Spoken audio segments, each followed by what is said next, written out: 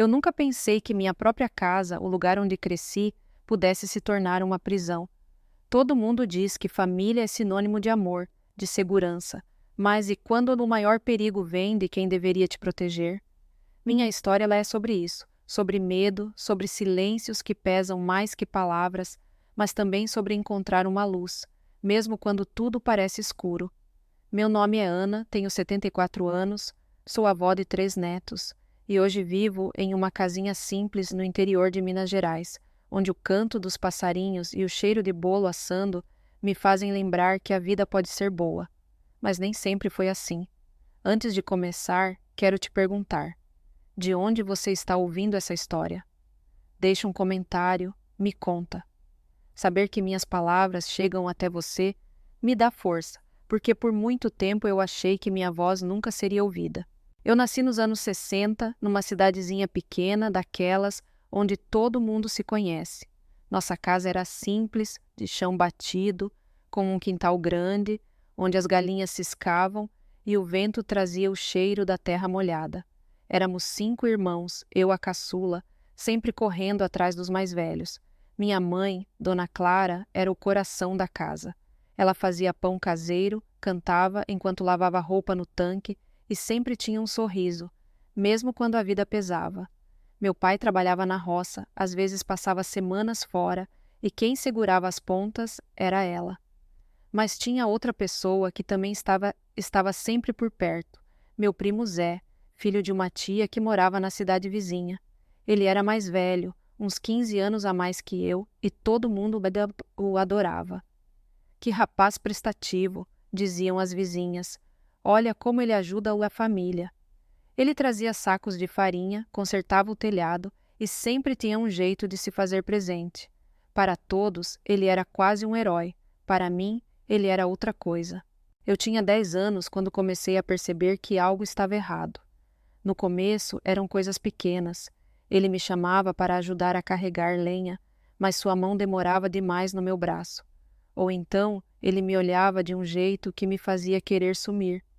É só carinho, Ana, minha mãe dizia quando eu tentava escapar do abraço apertado dele. Ele gosta de você como se fosse uma irmãzinha. Mas aquele carinho não parecia certo. Eu sentia um nó no estômago, um frio que subia pela espinha. Crianças sentem coisas que os adultos ignoram, sabe? Eu não sabia explicar, mas sabia que algo estava errado. As coisas pioraram numa noite quente de verão. Eu dormia no quartinho que dividia com minha irmã mais velha, Lúcia. Acordei com um barulho leve, como se alguém estivesse andando pelo corredor. A casa estava silenciosa, só se ouvia o coachar dos sapos lá fora. Fechei os olhos, tentando me convencer de que era só minha imaginação. Mas então senti um peso na beirada da cama. Meu coração disparou. Não me mexi, não respirei, só fiquei ali, rezando para que fosse um sonho. Mas não era. Era ele. Zé. Eu ouvi sua respiração pesada, senti o cheiro de cigarro que sempre vinha com ele. Ele não disse nada, só ficou ali, como se estivesse me observando. Fiquei dura, fingindo dormir, torcendo para que ele fosse embora. Depois de um tempo que pareceu uma eternidade, ele se levantou e saiu. Quando a porta rangeu, deixei o ar sair dos pulmões. Chorei baixinho, abraçando meu travesseiro. Eu não entendia o que estava acontecendo, mas sabia que não podia contar para ninguém. Quem acreditaria em mim contra o primo perfeito? Depois daquela noite, comecei a viver com medo. Passei a evitar ficar sozinha com ele. Quando ele aparecia, eu corria para o quintal, me escondia atrás da minha mãe ou fingia estar ocupada com qualquer coisa. Mas ele sempre dava um jeito. Ana, vem cá ajudar com isso, ele dizia, com aquele sorriso que me fazia tremer. E eu ia, porque desobedecer não era uma opção. Minha mãe me ensinara a ser uma menina educada, obediente, mas cada vez que eu ficava perto dele, sentia meu corpo gritar para fugir. Era como se ele soubesse disso e gostasse de me ver assustada. Uma tarde, enquanto eu varria o quintal, ele se aproximou. Minha mãe estava na cozinha e meus irmãos tinham ido brincar no riacho. Eu estava sozinha. Ele se agachou do meu lado, fingindo ajudar com a vassoura, e sussurrou: "Você tá ficando tão bonita, Ana." Meu estômago revirou. Tentei me afastar, mas ele segurou meu pulso, não forte, mas o suficiente para me fazer congelar. Não precisa ter medo de mim, ele disse com aquele tom que parecia gentil, mas que me dava calafrios. Antes que ele pudesse dizer mais, ouvi a voz da minha mãe chamando da cozinha. Ele me soltou rápido, riu como se nada tivesse acontecido e voltou para dentro. Fiquei ali com a vassoura na mão, o coração batendo tão alto que achei que ia explodir. Naquela noite, deitada na cama, prometi a mim mesma que nunca mais ficaria sozinha com ele. Mas como? Ele estava sempre ali, como uma sombra que eu não conseguia afastar. O medo virou parte de mim. Eu parava de respirar quando ouvia os passos dele no corredor. Comecei a dormir com uma faca pequena debaixo do travesseiro, uma que usava para descascar laranjas. Não era para machucar ninguém, mas só de segurá-la eu me sentia um pouco mais segura. Minha mãe começou a perceber que eu estava diferente. Por que você está tão quieta, Ana? Calma. Ela perguntava. Eu queria contar. Juro que queria. Mas como explicar algo que eu mesma não entendia? E se ela não acreditasse? E se dissesse que era coisa da minha cabeça? Então, eu engolia as palavras. Sorria, dizia que estava tudo bem e continuava carregando aquele peso sozinha. Um dia, juntei coragem. Estávamos na cozinha, só eu e ela. Mãe, o Zé, ele me olha de um jeito estranho, murmurei, com a voz tremendo. Ela parou de mexer o feijão, me olhou com um misto de surpresa e irritação. Para com isso, Ana. Ele é seu primo, sempre te tratou bem. Não inventa coisa onde não tem. Meu coração afundou. Era como se o chão tivesse sumido debaixo dos meus pés. Se minha própria mãe não acreditava em mim, quem acreditaria? Naquele momento, entendi que estava sozinha, que o silêncio seria a minha única proteção. Os anos passaram e eu aprendi a sobreviver, me tornei especialista em escapar. Ficava perto dos meus irmãos, me oferecia para ajudar nas tarefas, qualquer coisa para não estar sozinha com ele. Mas o medo nunca ia embora. À noite, eu me encolhia na cama, abraçando meu travesseiro, e tentava me convencer de que um dia aquilo acabaria. Minha salvação veio de onde eu menos esperava. Quando eu voltei da papelaria, já pensei. Quando tinha 14 anos, minha tia Margarida, que morava em outra cidade, apareceu em casa. Ela precisava de alguém para ajudar na sua lojinha de costura. Minha mãe, sem hesitar, sugeriu que eu fosse. Vai te fazer bem, Ana. Você está muito quieta ultimamente. Meu coração disparou. Era minha chance, minha única chance. Na véspera da minha partida a Monier, aconteceu o pior.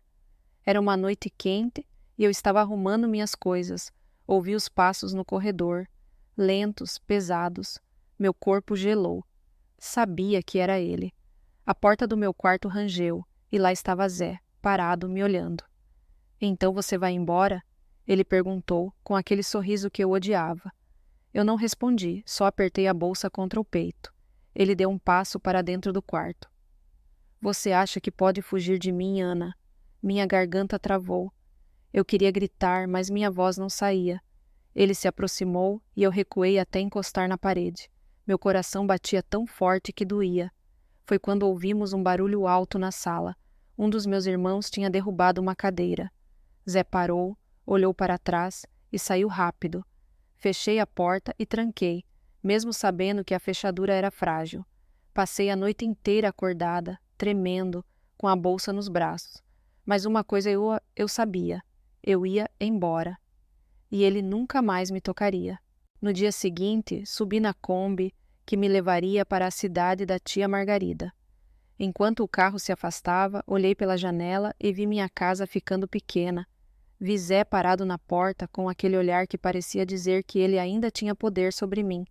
Mas pela primeira vez senti que não. Eu estava indo embora. Eu estava livre. Ou pelo menos era o que eu esperava. Chegar na casa da tia Margarida foi como entrar em outro mundo. A cidade era maior, barulhenta, cheia de vida. A lojinha dela ficava numa rua movimentada e eu passava o dia dobrando tecidos, atendendo clientes, aprendendo a usar a máquina de costura. Pela primeira vez, as noites eram tranquilas. Eu dormia sem medo de ouvir passos no corredor, mas o passado não me deixava tão fácil. Às vezes sonhava com ele, acordava suando, com o coração disparado, como se ele ainda estivesse ali, me observando. Minha tia percebeu que eu era quieta, que às vezes meus olhos se perdiam no nada. Um dia, enquanto costurávamos, ela perguntou: "O que tá te machucando, Ana?" Eu não sabia como responder. As palavras ainda estavam presas em mim. Mas ela não insistiu, só segurou minha mão e disse: "Quando você quiser falar, eu te escuto." Essas palavras foram como um abraço que eu não sabia que precisava. Com o tempo que fui me abrindo. Contei pedaços da história para ela sem entrar em detalhes. Ela ouviu em silêncio e, quando terminei, me abraçou forte. "Você é mais forte do que pensa, Ana", ela disse.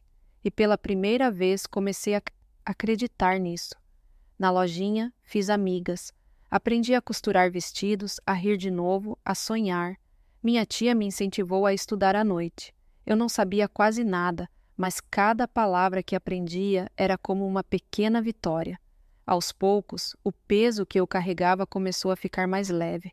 O medo ainda estava lá, mas agora eu tinha algo maior: esperança. Anos depois, conheci João. Ele era entregador, trazia linhas e botões para a lojinha. No começo, eu tinha medo de qualquer homem que se aproximasse, mas João era diferente. Ele falava comigo com respeito, fazia piadas bobas que me arrancavam sorrisos. Quando ele segurou minha mão pela primeira vez, eu recuei. Meu corpo ainda lembrava o medo, mas ele sorriu e disse: "Eu não vou te machucar, Ana, prometo." E ele cumpriu. Com João, aprendi o que era amor de verdade, aquele que não te faz sentir pequena, que não te prende. Nos casamos, tivemos filhos, construímos uma família. Minha casa, hoje, é cheia de risadas, de cheiro de café, de amor. Meus netos correm pelo quintal, e quando os vejo, sinto que tudo valeu a pena. Mas o passado nunca some completamente. Um dia, anos depois, recebi a notícia de que Zé tinha morrido. Pensei que sentiria alívio, mas o que veio foi uma mistura estranha de vazio e raiva. Ele nunca pagou pelo que fez, nunca pediu desculpas. Mas então percebi, ele não tinha mais poder sobre mim. Eu tinha vencido, não porque ele se foi, mas porque eu construí uma vida maior que o medo que ele me causou. Hoje, aos 74 anos, olho para trás e vejo o quanto fui forte. Sobrevivi a algo que poderia ter me destruído.